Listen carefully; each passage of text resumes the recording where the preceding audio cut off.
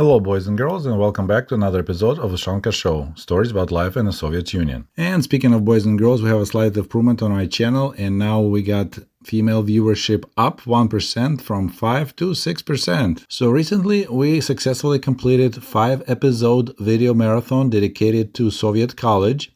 And I decided it's a good time to pause right now. To pause and to regroup, so to speak, since Ushanka Show added quite a few new subscribers, and I really doubt that most of you guys watched every single video on Ushanka Show. It's over 800. So I think it's a good time right now to look back and talk about my family and talk about the year of 1988. And I picked 1988 because that's the year I graduated from the Soviet high school and I get accepted to college. So big changes in my life and my family. And what I want to do in this video is to analyze the achievement of my family by the year of 1988.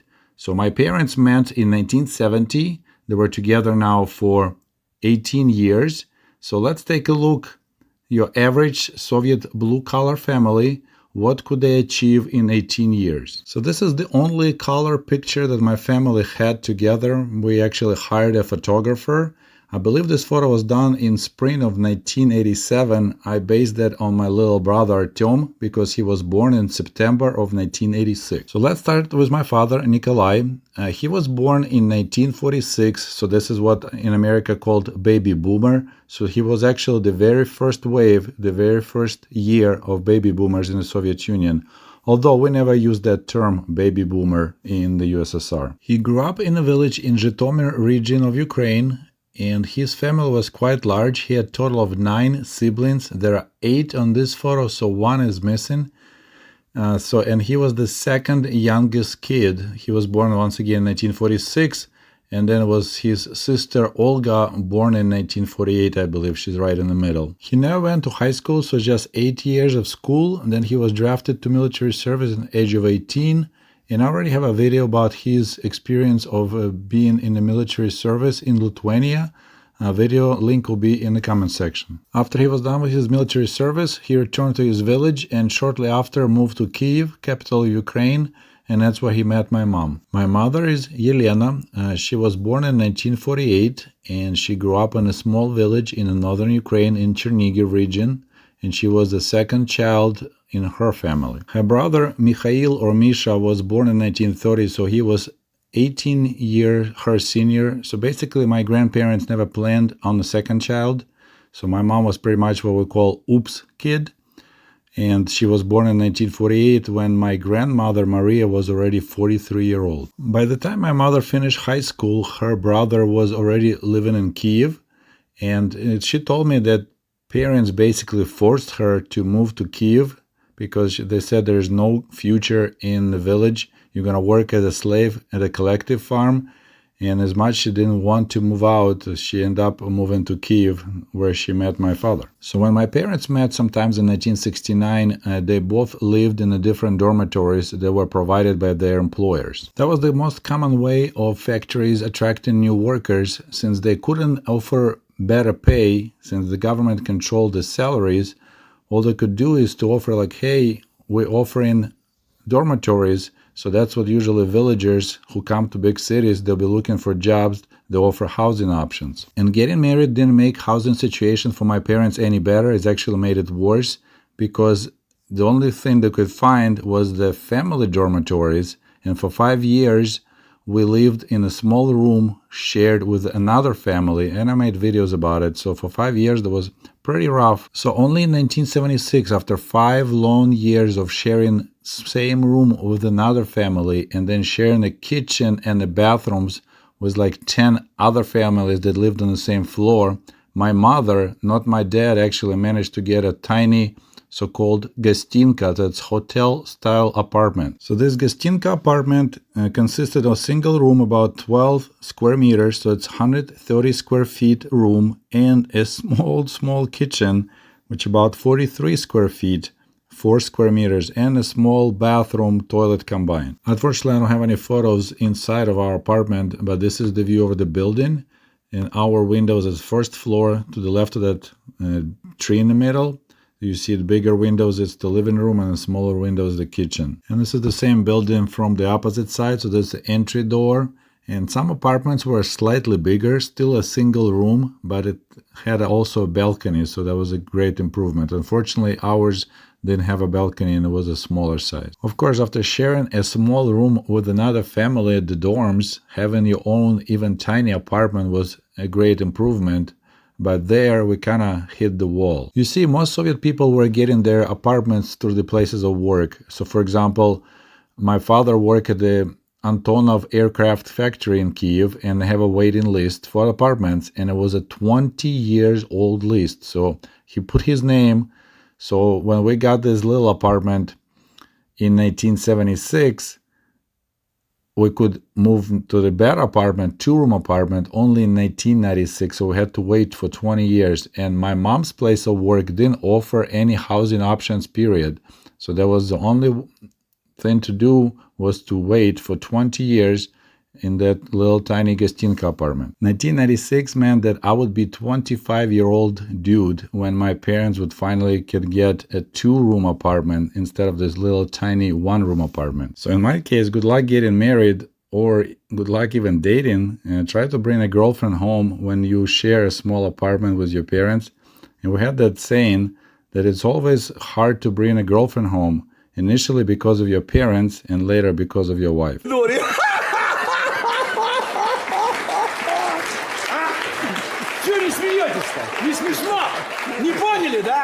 So facing such options, my mother, unfortunately not my dad wasn't proactive at all about all those family issues. My mother decided to go for so-called kooperativная kvartira, cooperative apartment. So this is, you need to buy your apartment, and it was extremely expensive. And I already have a video on that topic. In case you missed it, it'll be a link below in the comment section. But we end up purchasing a 3-room, nice size apartment for 15,000 rubles. Now, my parents were making probably around not even 300 rubles per month, and you're going for 15,000 rubles apartment with 5,000 rubles down. So here we were in the country of the free housing. My parents were so desperate that they ended up going into debt, pretty much getting Soviet-style mortgage, because for the next 15 years, my mother had to pay every month 60 rubles towards the remainder, the 10,000 rubles. So getting an apartment in 1981. So now once again, till 1996, we had big payment, pretty much close to 50% of my mother's salary were going every month towards our apartment. But looking back, that was the best and the smartest decision my family ever made, because if we decided to wait for 20 years for so-called free apartment, by 1991, that waiting list will be just canceled and we would still live in that little tiny one-room apartment. And here's me. This is photo probably from 1982, happily posed in the front of our new apartment building. And now I had my own little room in our own 3-room apartment. This photo was taken probably around 1990. So it's Comrade Sergey in his room. I borrowed the typewriter from one of my friends, and I'm trying to type one of my novels. And this photo was taken, I believe, in 2008 during one of my visits back to Kiev when I came to see my family. And you could see on the desk there's a plastic glass cover, so that's how we protected our tables from being scratched. We'll put the plastic glass, and then you can put pictures under it, and they stay in one spot, so it's very convenient. Still the same lamp from 1990s. And I just pulled this photo from the Google Maps Street View. So this is our apartment building. It was built in 1980, 9-story high. And as you see in the front, there's a crew of 5 people doing a seasonal weed whacking of the grass. So grass is pretty tall, and now it's time to cut it down with the weed whackers. And of course, if you look at our picture from 1987, there's a big addition to our family. My mother had another kid, Artyom, and he was born in September of 1986. Even since we had a better living condition since 1981, nice 3-room apartment, 60 square meters, I believe, my parents never planned on a second child. But then my mother started having health issues, and doctor told her, you need to have another kid, otherwise it will, you'll be in a bad shape for the rest of your life. So in 1986, when my brother was born, my mom was already 38 years old and I was 15. So of course it's changed drastically the dynamic in our family, especially on my side, because for 15 years I was the only child, and suddenly there's the little baby that takes all the attention of the family. Of course, we had no diapers back then. So this whole nightmare of having a little baby, boiling his clothes, ironing all the time. So that created a lot of stress for everyone, especially me. Okay, I shouldn't say especially me. My mom, of course, had the most work dealing with the baby, but she utilized myself a lot as a babysitter. So every time I come from school, if it's a nice day, I'll have lunch, and then she tells me, okay, take a stroller. Artyom already sleeping, so go outside in the park. You can do your homework there, read a book, and let the kid have some fresh air while he is asleep. When Artyom was a little bit older, it was a similar situation. My mom would ask, hey, where are you going? Well, I'm planning to go with my friends, on the beach, on the Dnieper River. Well, take your little brother with you. Where are you going now? Take your little brother with you. So my brother was constantly with me no matter where I went, except school. And many years later, my brother told me that he always felt about me as a second father, not as an older brother, because I was constantly part of his life. He was always going with me places. Later on, my mom even didn't have to ask me. That was just automatically assumed that if I go anywhere, I bring my little brother with me. And many times people that didn't know us thought that I'm just a young father because I always had a little kid with me.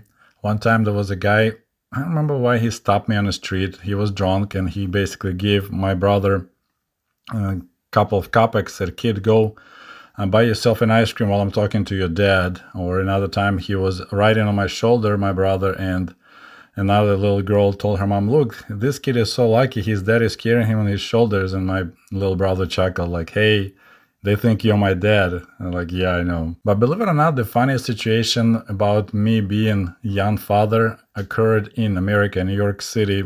I believe it was in 1998. So that was my fourth time when I came to the United States to work in a summer camp. And we always flew from Moscow to New York City. And since it was my fourth time, I was put in charge of the whole group that arrived that day. And there were quite a few college girls that were coming for the very first time. And I showed them photos from my camp, and I guess among those photos there was also pictures of me with my brother. And the next day when we were living in New York City, everyone was going to their camps. I was talking to girls on the bus while we were driving to airport, and I mentioned about my little brother, and one girl like, wait a minute, so it's not your son, it's your brother? I'm like, yeah, I'm just 15 years older. And she's like, oh my God, Seryoja, quite a few girls were upset last night when they found out you already have a kid. And I was like, oh my God, no. But if we talk about my family achievements by 1988, there's really not much except this 3-room apartment. But we still had debt, like a Soviet mortgage on it, till 1996, or another 8 years. We'll be spending a lot of money paying off this apartment. Otherwise, besides that 3-room apartment, my family didn't manage to achieve much. But despite the fact that my parents always worked full-time, never part-time, never unemployed, always had a job, always were labor union members, in 15 years that they had family together, they really didn't achieve much. We even didn't talk about buying a car. That was not on a list of our priorities or even dreams. My mother managed to save the total of 5,000 rubles in a savings account. 3,000 was family savings, and 2,000 she was saving up for my wedding. We traveled as a family only once in the summer of 1985. We went, so that's before my brother was born, we went to the Azov Sea, and we spent there 10 days. So that was the only family vacation we took, like, into exotic location. We even didn't dream about traveling to other countries. It was pretty much impossible. Otherwise, my family spent every summer vacation month in northern Ukraine with my mother's grandparents. So we stayed with them in their house. And then, of course, we just went on the river to tan or fish, went mushroom hunting, stuff like that. But it just was the cheapest way to spend vacation. But we actually liked it a lot. Of course, it'll be interesting to compare the lifestyle of my family versus an American family. The guy, for example, worked for Boeing in Seattle, Washington, and the wife also worked full-time. And to see what they would achieve and how often they would travel comparing with my family. Okay, so there is one more person on this photo that we hadn't talked about yet. It's a comrade Sergey, and I'm looking at this photo. Man, I should wash my hair before taking this picture. It's way too shiny. But at least I took my ugly birth control glasses for this photo, so that was a smart move. And this is how I looked wearing those glasses. And as I mentioned earlier, in the summer of 1988, I successfully finished the Soviet high school, and I successfully once again passed the entry exams into the Soviet college. I also mentioned that my parents unfortunately didn't participate into choosing what college I wanted to go. Like, looking back, I wish they pushed me towards going into journalism or writing, since I was interested in that since I was a kid. And while my parents didn't guide me, they were actually very excited for me going to college, and they bribed me in advance by buying this beautiful stereo system called Radiotechnica MR5201 stereo, which was extremely expensive. So this whole set with the speakers was 700 rubles. So my dad was making 200 rubles per month as a spray painter.